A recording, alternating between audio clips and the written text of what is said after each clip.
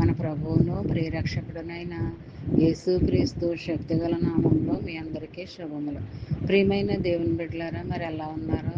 గతించిన దినమంతా కూడా ఆయన రెక్కల నీడలో నిన్ను నన్ను మనందరినీ కాపాడి నడిపించి పోషించి ఆయుష్నిచ్చి ఆరోగ్యాన్నిచ్చి మరొక నూతనమైన దినంలో వారంలో నెలల్లో ప్రవేశపెట్టిన విధానాన్ని బట్టి మరొకసారి ఆయనకి వందనాలు చెల్లించుకుంటున్నామండి. మరి ఈ దినము దేవుడు మనకిస్తున్న వాగ్దానము విలాపవాక్యములు 2:19. నీవు లేచి రేయి మొదటి జామును మొరపెట్టుము, నీళ్లు కుమ్మరించినట్లు ప్రభు సన్నిధిని నీ హృదయమును కుమ్మరించుము. నీ పసిపిల్లల ప్రాణం కొరకు నీ చేతులను ఆయన తట్టు ఎత్తుము. ప్రియమైన దేవుని బిడ్డలారా, మరి ఇందులో ఆదరణకరమైన మాటల్లో మనల్ని హృదయానికి ఎంతగానో హత్తుకొని ఉంటున్నాయండి. పిల్లల కొరకు మరి రేయి మొదటి జామున లేచి ఆయన తట్టు చేతులెత్తి ప్రార్థన చేయమంటున్నాడు ఇక్కడ. అప్పుడే నీ పిల్లల్ని ఎంతగానో ఈ భూమి మీద ఆశీర్వదిస్తాను అని అంటున్నాడు.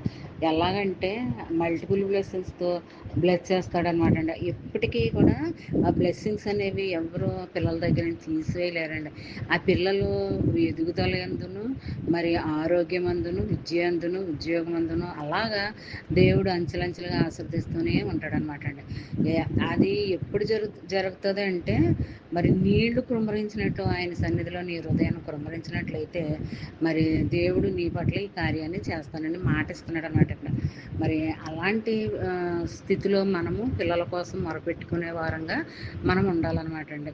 మరి ఈ దినమంతా కూడా వాగ్దానాలు ఎత్తుపట్టుకుని ప్రార్థన చేస్తే ఆ దినం రావాల్సిన దీవెన ఆశీర్వాదాలు దేవుడు మనకి అనుగ్రహిస్తాడనమాట అండి. దేవుని దగ్గర నుంచి ఒకసారి విప్పబడితే ఎప్పటికీ ఆగండి, అలా అంచెలంచెలుగా ఆశీర్దిస్తూనే ఉంటాడు.